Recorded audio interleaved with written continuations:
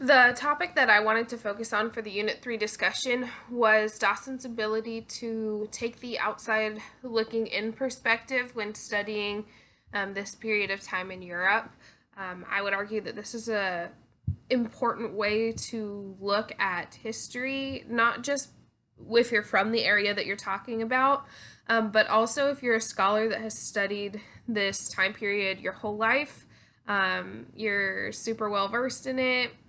Sometimes it's important to take the outside looking in approach to make whatever you're writing like more readable, or make it so someone who hasn't had a life's long amount of research on the topic can understand it.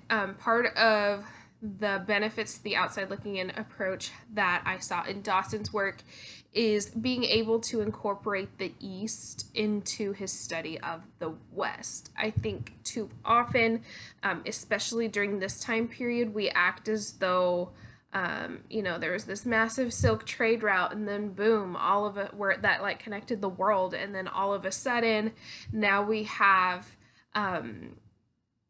like worlds that exist in a vacuum almost. And that was always a hard topic for me to understand, and now it's a hard topic for me to teach, because leading works on this time do act like the East had no effect on the West. And so Dawson's ability to pull those two together really helped add depth to what he was saying. I also really enjoyed how he approached the Byzantine Empire. The Byzantine Empire has always been another hard civilization for me to understand. And the fact that Dawson said that you can have influence from the East and, arts and cultures in the West and still be, a Western empire, is important, because when you look at like the chronology of time, like you have, the Byzantine Empire, this great Western empire, and then all of a sudden, bam, or not all of a sudden, but it will turn into an Ottoman Empire, which now is East. And so Dawson's explanation about how the East really has an impact on the Byzantine Empire was important as well. Dawson also is one of the few European historians that talks about the Moors in like the Iberian Peninsula as bringing culture there and having these big accomplishments.